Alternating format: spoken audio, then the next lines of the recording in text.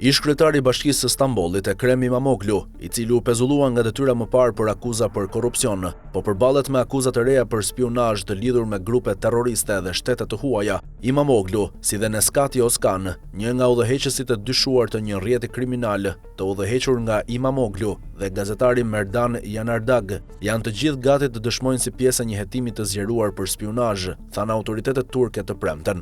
Autoritetet thanë se hetimi filloi pas arrestimit të Hüseyin Gun, më 4 korrik, i cili akuzohet për kryerjen e spionazhit në emër të shteteve të huaja. Sipas zyrës së kryeprokurorit publik të Stambollit, Gun përdorte telefonata të koduara për të ruajtur sekretin, financonte trazirat në vende të ndryshme dhe zotëronte materiale të ndjeshme, duke përfshirë fotografi të municioneve të nivelit ushtarak, armë që civilet nuk mund t'i përdornin dhe foto pasaportash të qytetarëve izraelit, që dyshohet se ishin të angazhuar në punë ushtarake dhe politike. Një raport nga bordi i hetimit të krimeve financiare zbuloi se Gun mbante kontakte të gjera me të dyshuara të lidhura me grupin terrorist gylenist FETO dhe organizatën terroriste PKK, si dhe me zyrtar konsullor nga vende të ndryshme. Pavarësisht se nuk zotëronte ndonjë sipërmarrje biznesi, Gun thuhet se kryente transferta parash në shkallë të gjerë vendase dhe ndërkombëtare, duke përfshirë tërheqjen e 85 milion lira turke, $2 milion, në para të gatshme, pa asnjë dokumentacion se si u përdorën këto fonde.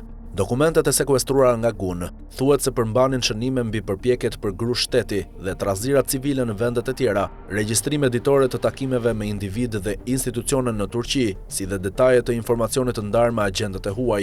Deklarata tha gjithashtu se Gun zhvilloi takime ball për ball me Mustafa Oskan, i identifikuar si një figurë e lartë e FETOs, i njohur me emrin Imam i Anglis, nga i cili merrte udhëzime. Hetuesit pretendojnë se Gun transferoi informacione mbi Turqinë, lindjen e mesme dhe Afrikën te operativët që punonin për një shtet të huaj, ndërsa paraqitej si biznesmen. Hetimi zbuloi më tej korrespondencën midis Gun dhe Nekti Oskan. Mesazhet dyshohet se i referoheshin mbledhjes së inteligjencës digjitale, çështjeve që duhen marrë në konsiderat në punën e kryer për Imamoglu dhe nevojës urgjente për të aktivizuar 70.000 vullnetarë. Autoritetet thonë se provat tregojnë se Gun veproi si një koordinator i lartë mbi Oskanin brenda organizatës, objektivi kryesor i së cilës ishte të siguronte përfitime të palishme financiare dhe të financonte ambicjet politike të Imamoglut, përfshirë një fushat të mundshme presidenciale. Hetuesit pretendojnë se gjatë zgjedhjeve lokale të vitit 2019, Gun dhe Oskan bashkëpunuan për të analizuar zonat zgjedhore, për të krijuar profile të votuesve dhe për të rrjedhur të dhëna konfidenciale zgjedhore të shërbimet e inteligjencës së huaj, veprime që prokurorët i klasifikojnë si spionazh. Deklarata gjithashtu vuri në dukje se vetë Imamoglu u takua drejt për drejt me Gun në lidhje me këtë operacion. Hetimi do të vazhdojë me vendosmëri dhe zgjerim, tha zyra e kryeprokurorit publik, duke vënë në dukje se hetimi po ndiqet në koordinim me Organizatën Kombëtare të Inteligjencës dhe Departamentin e Policisë së Stambollit. Hetimi për spionazh vjen pas një hetimi të mëparshëm për korrupsion në Bashkinë Metropolitane të Stambollit. Në atë rast, 15 të dyshuar të tjerë u arrestuan të premten me akuzën e rrjedhjes së të dhënave personale dhe të vendosjes së 4.7 milion përdoruesve